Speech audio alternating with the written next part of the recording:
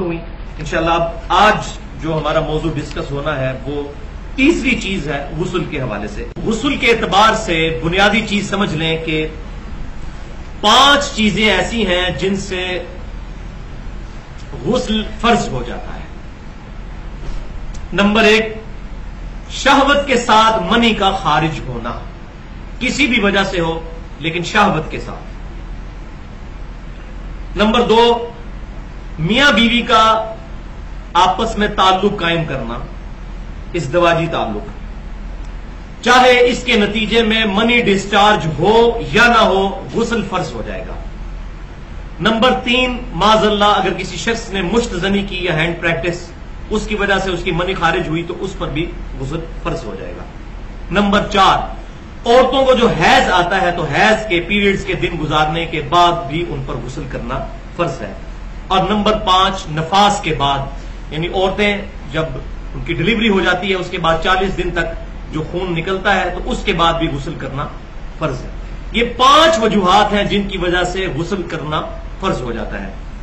اس کو میں ڈیٹیل کے ساتھ احادیث کی روشنی میں بھی انشاءاللہ تعالی بتاؤں گا. پہلے 3 ٹرمز جو ہیں وہ سمجھ لیجئے، 3 ٹرمنالوجیز. نمبر 1، منی غلبہ شہوت کی وجہ سے پوری انسان پر جو کیفیت طاری ہوتی ہے اس کی وجہ سے جو قطرات نکلتے ہیں انسان کی شرمگاہ سے، اس کو کہتے ہیں منی، اور اس کی شکل جو ہے وہ بلغم کی طرح ہوتی ہے. دوسری چیز مزی، یہ وہ قطرات ہیں جو شہوت کی وجہ سے تو نکلتے ہیں لیکن پوری اس کیفیت کے ساتھ نہیں، بلکہ انیشلی جب شہوت تھوڑی سی طاری ہو تو اس کی وجہ سے قطرات نکلتے ہیں. اس کی وجہ سے غسل فرض نہیں ہوتا، وضو فرض ہوتا ہے. اور اس کی شکل جو ہے وہ ٹرانسپیرنٹ پانی کی طرح ہوتی ہے، یہ بلغم کی طرح نہیں ہوتی. اور تیسری ٹرم جو ہے ودی. ودی یہ ہے کہ اگر کوئی شخص پیشاب کرتا ہے اور پیشاب کے دوران بعض اوقات شرمگاہ سے بالکل بلغم کی شکل کا، منی کی شکل کے قطرات نکلتے ہیں، اس کو کہتے ہیں ودی. اس سے بھی غسل فرض نہیں ہوتا، صرف وضو ہی ٹوٹتا ہے. تو بھائیو، اب یہ سارے مسائل میں اپنی طبیعت پہ بڑا جبر کر کے بیان کر رہا ہوں. اس کی وجہ یہ ہے کہ یہ چیزیں بیان کرنی بڑی ضروری ہیں. اب مستقبل کا دور ویڈیو کا دور ہے، کتابیں لوگ پڑھتے نہیں اور بات سمجھ نہیں آتی. پچھلی دفعہ میری وائف جب وہ میرا لیکچر سن رہی تھی مجھے کہہ رہی تھی آپ اتنی بے حیائی کی باتیں کر رہے ہیں، تو میں نے اس کو کہا کہ شرم میں کوئی شرم نہیں ہے، مسئلہ ہے کہ یہ چیزیں تو بیان کرنی ہے، اس کے بغیر چارہ نہیں ہے. اور اب جس طریقے سے میڈیا نے بے حیائی مچا دی ہے، میرا خیال ہے وہ تو اس سے کروڑوں گنا زیادہ ہے سو کالڈ. اور یہ تو بنیادی ضرورت ہے کہ اب یہ چیزیں اوپنلی لوگوں کو ڈسکس کی جائیں، خصوصاً جوان طبقے کے اندر. یہاں پہ جتنے لوگ موجود ہیں ان کو پتا ہو، گھر والوں کو بتائیں. تو یہ بڑی ضروری چیز ہے اس حوالے سے. تو صرف منی کے نکلنے سے غسل فرض ہوتا ہے، مزی اور ودی سے غسل فرض نہیں ہوتا، صرف وضو ٹوٹتا ہے. اچھا، منی کے بارے میں یہ بات بھی کلیئر کر لیں کہ پوری امت کا اجماع ہے سوائے امام شافعی رحمۃ اللہ علیہ اور ان کے پیروکاروں کے، کہ منی جو ہے یہ ناپاک ہے. اور یہ جو اہل بدعت اہل سنت کے اوپر اعتراض کرتے ہیں اصحاب الحدیث کے اوپر کہ یہ منی کو پاک کہتے ہیں، یہ بالکل جھوٹ ہے. چند ایک لوگوں کے کہنے سے پاک نہیں ہو جائے گی. اس وقت جو ٹاپ آف دا لسٹ کتابیں ہیں اصحاب الحدیث اہل سنت کی، اس میں نمبر 1 کتاب صادق سیالکوٹی رحمۃ اللہ علیہ کی کتاب ہے صلاۃ الرسول. اس میں آپ دیکھ لیں آج سے 50 سال پہلے انہوں نے کتاب لکھی ہے اور اس میں نجاستوں کے بیان میں منی کو لکھا ہے کہ نجاست ہے اور اس کو پاک کرنے کا طریقہ لکھا ہے. اور اس وقت جو پوری دنیا میں سب سے زیادہ اہل سنت کی کتاب چل رہی ہے، جو ہماری اہل سنت پاک.com پہ بھی اپلوڈ ہے، اسلامک بکس والے حصے میں بھی اور سنت طریقہ والے میں بھی، وہ دارالسلام کی نماز نبوی ہے، ڈاکٹر شفیق الرحمان صاحب کی حفظہ اللہ. بہت پیاری کتاب ہے. ہر حوالے سے انہوں نے طہارت کے، وضو کے، غسل کے، نماز کے مسائل کو ڈیٹیل کے ساتھ ایڈریس کیا، اسی لیے ہم نے اس کو اپلوڈ بھی کر دیا ہے اہل سنت پاک.com پہ. سنت طریقہ کے آئیکن کے اندر پہلے نمبر پر طہارت، وضو، غسل، تیمم وغیرہ کے احکام، اس میں وہی کتاب جو ہے ہم نے لنک کی ہوئی ہے، تقریباً 450-500 صفحات پر مشتمل.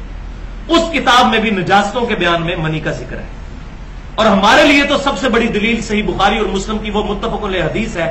اما عائشہ رضی اللہ تعالیٰ عنہ کہتی ہیں کہ نبی صلی اللہ علیہ وسلم کے جب مبارک کپڑوں پر منی لگ جاتی تھی تو میں دھو دیا کرتی تھی، اور آپ صلی اللہ علیہ وسلم اس دھونے کے بعد گیلے کپڑے کو ہی اپنے جسم پر پہن کر جایا کرتے تھے، اور وہ گیلا کپڑا اس طریقے سے میں دیکھ رہی ہوتی تھی.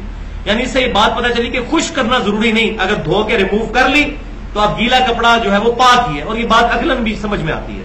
اور دوسری حدیث صحیح مسلم میں ہے کہ اگر منی خشک ہو جاتی تو سیدہ عائشہ کہتی ہیں کہ نبی صلی اللہ علیہ وسلم ہمیں حکم فرمایا کرتے تھے کہ ہم منی کو کھرچ دیا کریں کپڑوں سے۔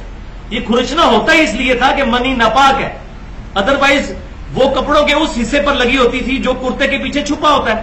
تہمت پہ اگر منی لگی ہے تو باقی تو کسی کو نظر نہیں آنی، تو کھرچنا کیوں ضروری ہے؟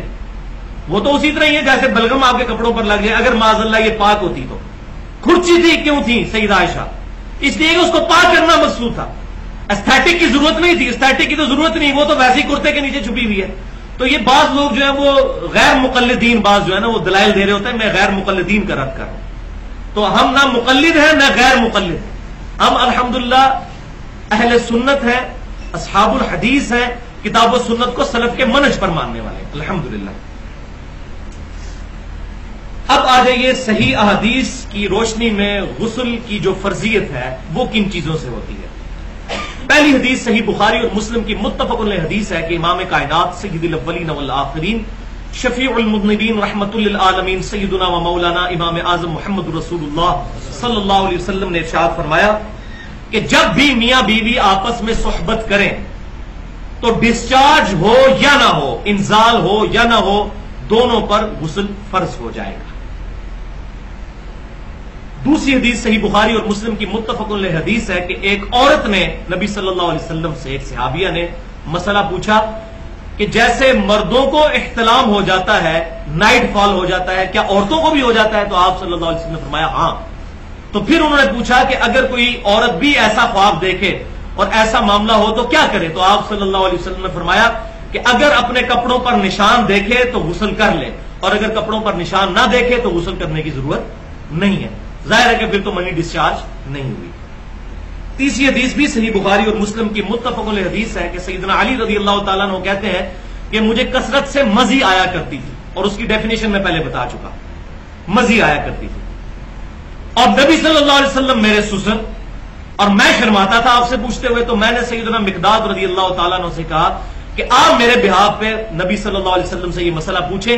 تو نبی صلی اللہ علیہ وسلم سے جب پوچھا گیا تو آپ صلی اللہ علیہ وسلم نے فرمایا کہ علی کو کہو کہ مزی کے نتیجے میں غسل فرض نہیں ہوتا، اپنی شرمگاہ کو دھوئے اور وضو کر لے، وضو ٹوٹ جائے گا۔ تو اس سے یہ بات پتہ چلی کہ مزی سے وضو ٹوٹ جاتا ہے، غسل نہیں ٹوٹتا۔